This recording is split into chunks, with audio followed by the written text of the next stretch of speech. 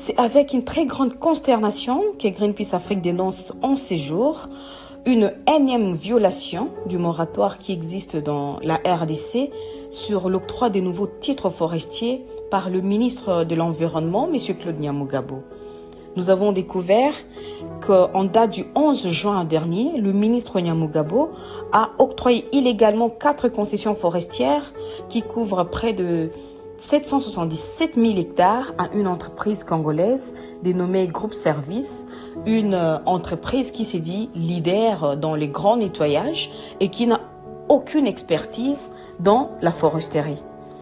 Greenpeace considère cet acte comme un mépris total par le ministre de l'Environnement, des lois congolaises, mais aussi un mépris de sa part des droits et de la vie même de toutes les communautés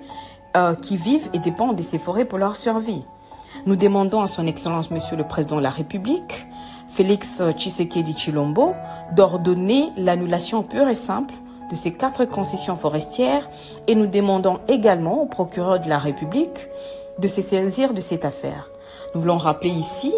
qu'il y a une action en justice initiée par les organisations de la société civile contre le ministre Nyamugabo qui est pendante devant le Conseil d'État parce que le même ministre, il y a un an, avait octroyé de manière illégale près de 2 millions d'hectares de forêt à des sociétés chinoises.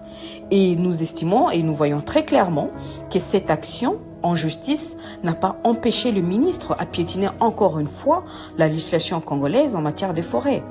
Et nous savons tous qu'il y a un nouveau gouvernement qui est en vue. Et pour cela, Greenpeace demande au président de la République d'être très vigilant sur le choix des acteurs qui vont faire partie de cette machine étatique. Le choix de ces ministres et des acteurs de ce nouveau gouvernement doit être méticuleux et cette charge si importante ne doit être réservée aux personnes, aux acteurs qui vont réellement servir l'intérêt de la nation et non à ces personnes, à ces acteurs qui vont brader les ressources naturelles de la RDC, brader les forêts de la RDC pour leurs propres intérêts.